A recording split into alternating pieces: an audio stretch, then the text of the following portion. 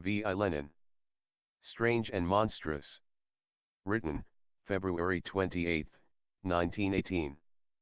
First published, Pravda Nos 37 and 38, February 28 and March 1, 1918, Izvestia VTsIK No. 43, March 8, 1918. Published according to the Pravda text.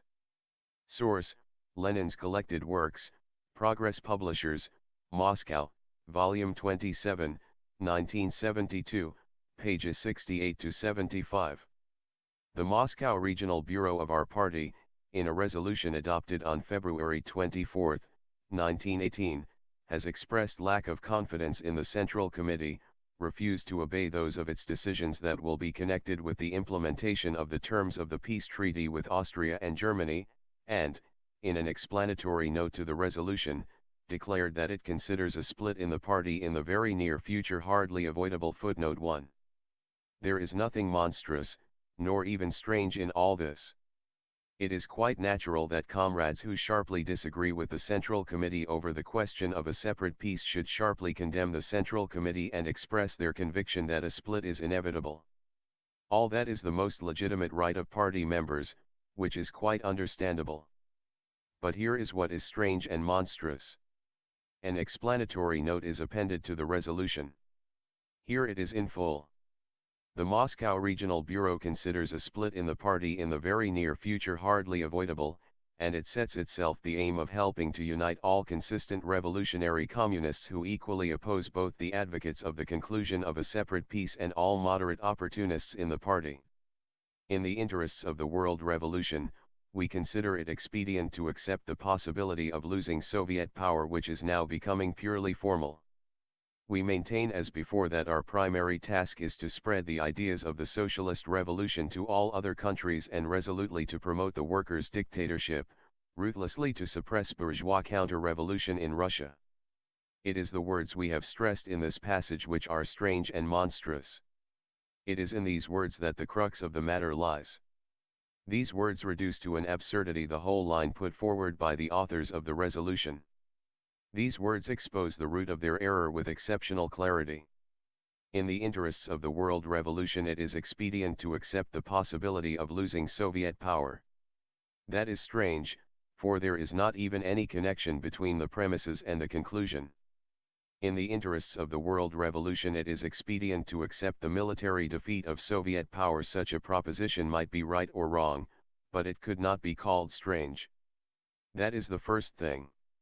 Second thing, Soviet power is now becoming purely formal. Now this is not only strange but downright monstrous. Obviously, the authors have got themselves thoroughly entangled. We shall have to disentangle them. As regards the first question, the author's idea evidently is that it would be expedient in the interests of the world revolution to accept the possibility of defeat in war, which would lead to the loss of Soviet power, in other words, to the triumph of the bourgeoisie in Russia.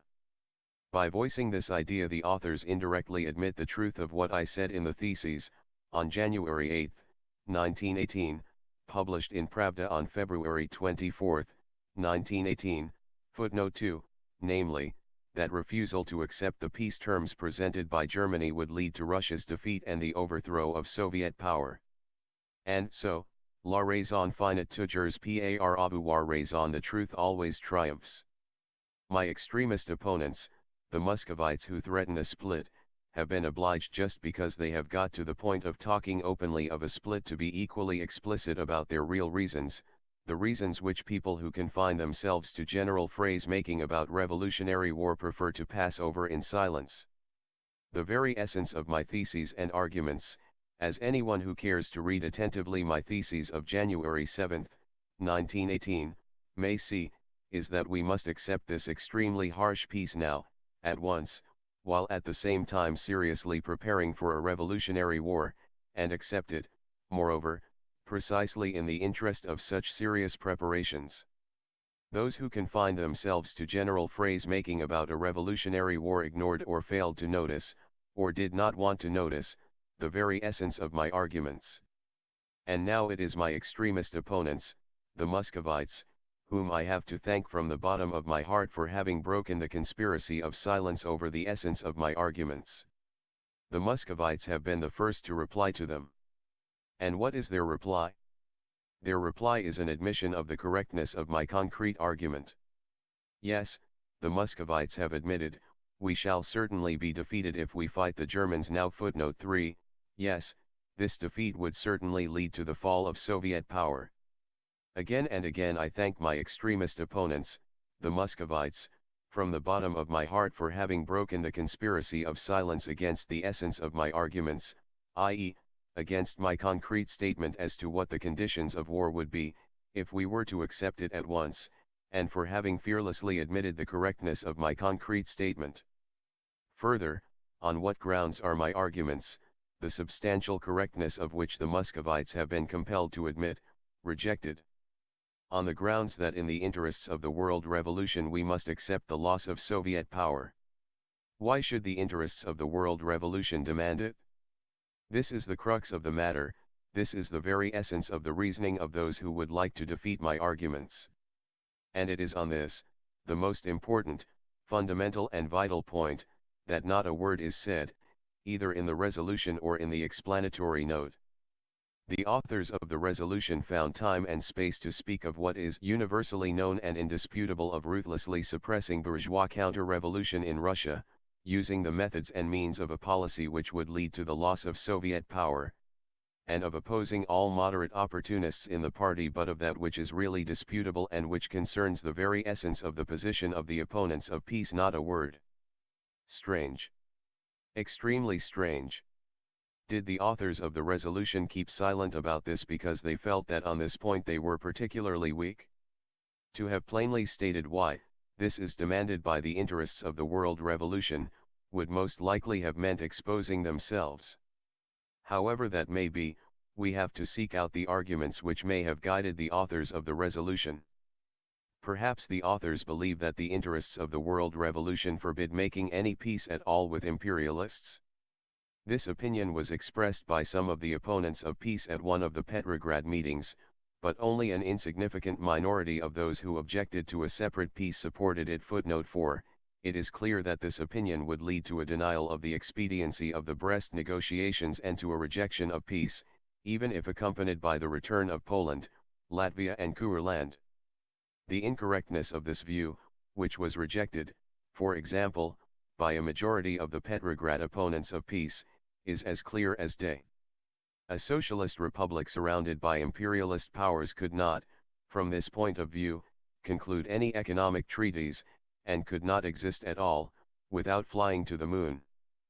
Perhaps the authors believe that the interests of the world revolution require that it should be given a push, and that such a push can be given only by war, never by peace, which might give the people the impression that imperialism was being legitimized.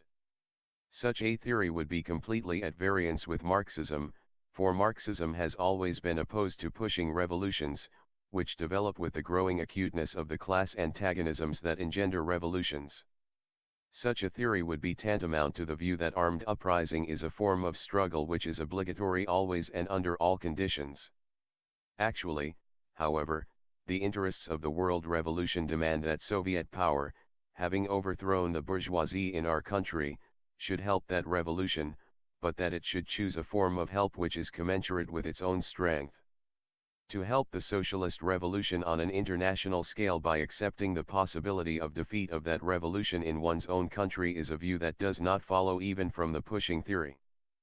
Perhaps the authors of the resolution believe that revolution has already begun in Germany and has already reached the stage of an open, nationwide civil war, that we must therefore devote our strength to helping the German workers, and must perish ourselves, losing Soviet power, to save a German revolution which has already started its decisive fight and is being hard pressed. According to this theory, we, while perishing ourselves, would be diverting part of the forces of German counter-revolution, thereby saving the German revolution. It is quite conceivable that, given these premises, it would not only be expedient, as the authors of the resolution put it, but a downright duty to accept the possibility of defeat and the possibility of the loss of Soviet power. But obviously these premises do not exist. The German Revolution is ripening, but it has obviously not reached the stage of an explosion in Germany, of civil war in Germany. By accepting the possibility of losing Soviet power, we certainly would not be helping the German Revolution to reach maturity, but would be hindering it. We would be helping German reaction, playing into its hands, hampering the socialist movement in Germany and frightening away from socialism large masses of German proletarians and semi-proletarians who have not yet come over to socialism and would be scared by the defeat of Soviet Russia, just as the British workers were scared by the defeat of the Paris Commune in 1871. Twist and turn them how you will, but you can find no logic in the author's contentions. There are no sensible arguments to support the view that in the interests of the world revolution it is expedient to accept the possibility of losing Soviet power. Soviet power is now becoming purely formal. This, as we see, is the monstrous view the authors of the Moscow Resolution have come to proclaim. Since the German imperialists are going to make us pay indemnities and forbid us to carry on propaganda and agitation against Germany, Soviet power loses all significance and becomes purely formal. This is probably the line of reasoning of the authors of the resolution. We say probably, for the authors offer nothing clear and specific in support of their thesis. Profound and hopeless pessimism and complete despair, such is the sum and substance of the theory that the significance of Soviet power is purely formal, and that tactics which will risk the possible loss of Soviet power are permissible. Since there is no salvation anyway, then let even Soviet power perish. Such is the sentiment that dictated this monstrous resolution. The allegedly economic arguments in which such ideas are sometimes clothed reveal the same hopeless pessimism. What sort of Soviet republic is it? The implication is when not just tribute, but tribute on such a scale can be exacted from it. Nothing but despair, we shall perish anyhow. It is a quite understandable mood in the extremely desperate situation in which Russia finds herself. But it is not understandable among conscious revolutionaries. The typical thing about it is that here we have the views of the Muscovites reduced to absurdity. The Frenchmen of 1793 would never have said that their gains, the Republic and democracy, were becoming purely formal and that they would have to accept the possibility of losing the Republic. They were not filled with despair, but with faith in victory. To call for a revolutionary war, and at the same time to talk in an official resolution of accepting the possibility of losing Soviet power, is to expose oneself completely. Early in the 19th century, at the time of the Napoleonic Wars, Prussia and a number of other countries suffered incomparably and immeasurably greater hardships and burdens of defeat, conquest, humiliation and oppression on the part of the conqueror than Russia is suffering in 1918. Yet the best men of Prussia, when Napoleon's military jackboots trampled upon them 100 times more heavily than we can be trampled upon now, did not despair, and did not say that their national political institutions were purely formal. They did not give up, did not succumb to the feeling, we shall perish anyhow. They signed peace treaties infinitely more drastic, brutal, humiliating and oppressive than the Brest Treaty, and then knew how to bide their time. They staunchly bore the conqueror's yoke, fought again, fell under the conqueror's yoke again signed the vilest of vile peace treaties, and again rose, and in the end liberated themselves, not without exploiting the dissensions among the stronger competing conquerors. Why shouldn't this be repeated in our history? Why should we give way to despair and write resolutions which, by heavens, are more disgraceful than the most disgraceful peace, saying that Soviet power is becoming purely formal? Why shouldn't the most crushing military defeats in the struggle against the giants of modern imperialism steel the national character in Russia, too, strengthen self-discipline, put an end to the bragging and phrase-making, teach fortitude and bring the people round to the correct tactics of the Prussians when they were crushed by Napoleon, the tactics of signing the most humiliating of peace treaties when you haven't an army, then mustering your forces and rising again and again? Why should we give way to despair at the first peace treaty, incredibly harsh though it be, when other nations were able staunchly to bear even bitterer misfortunes? Is it the staunchness of the proletarian who knows that one must submit when strength is lacking, and is then nevertheless is able to rise again and again at any price and to build up strength under all circumstances, that corresponds to these tactics of despair, or, rather, the spinelessness of the petty bourgeois, who in our country, in the shape of the Left Socialist Revolutionary Party, has beaten the record for phrase-making about a revolutionary war? No, dear Moscow extremist comrades, every day of trial will drive away from you those very workers who are the most class-conscious and the staunchest. Soviet power, they will say, is not becoming, and will not become, purely formal, and not only now, when the conqueror is in Pskov and is making us pay a 10,000 million ruble tribute in grain, ore and money, but even if he gets as far as Nizhny Novgorod and Rostov-on-Don and makes us pay a tribute of 20,000 million rubles. Never will any foreign conquest render a popular political institution purely formal, and Soviet power is not only a political institution far and away superior to anything known to history. On the contrary, alien conquest will only strengthen popular sympathy for Soviet power, provided it does not indulge in reckless follies. And to refuse to conclude even the vilest peace when you have no army would be a reckless gamble, for which the people would be justified in condemning the government that refused to do so. Immensely more harsh and humiliating peace treaties than the Brest Treaty have been signed before in history. We gave some instances above.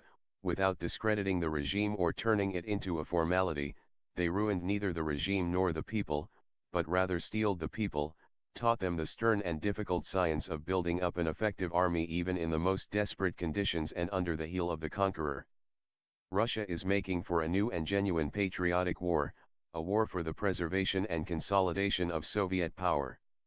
It is possible that another epoch will, like the epoch of the Napoleonic Wars, be an epoch of liberation wars, not one war, but wars, imposed by aggressors upon Soviet Russia. That is possible. And, therefore, more humiliating than any harsh or even extremely harsh peace, rendered imperative owing to the lack of an army, more humiliating than any humiliating peace is humiliating despair. We shall not perish even from a dozen obnoxious peace treaties if we take revolt and war seriously. No conquerors can destroy us if we do not destroy ourselves by despair and phrase-making. Endnotes. 1. Here is the full text of the resolution. Having discussed the activities of the Central Committee, the Moscow Regional Bureau of the RSDLP expresses lack of confidence in the Central Committee in view of its political line and composition, and will at the first opportunity insist that a new Central Committee be elected. Furthermore, the Moscow Regional Bureau does not consider itself bound to obey unreservedly those decisions of the Central Committee that will be connected with the implementation of the terms of the peace treaty with Austria and Germany. The resolution was adopted unanimously. 2. See on the history of the question of the unfortunate peace. 3. As to the counter-argument, that to avoid fighting was anyway impossible, the reply has been given by the facts. On January 8 my theses were read, by January 15 we might have had peace. A respite would have been certainly assured, and for us even the briefest respite would have been of gigantic significance, both materially and morally, for the Germans would have had to declare a new war, if it had not been for revolutionary phrase-making. 4. This refers to the voting on the question of peace with Germany at a meeting of the party's Central Committee representing various trends in the party on January 21, February 3, 1918. Two left communists, Osinski, Obolensky, and Stukov, voted against any possibility of peace between socialist and imperialist countries. The majority of the left communists, however, took an ambivalent stand. While admitting the possibility of peace being concluded between socialist and imperialist states, they voted against the immediate conclusion of peace with Germany. See minutes of the Central Committee of the RSDLP. B. August 1917 to February 1918, 1958, pages 190 to 91.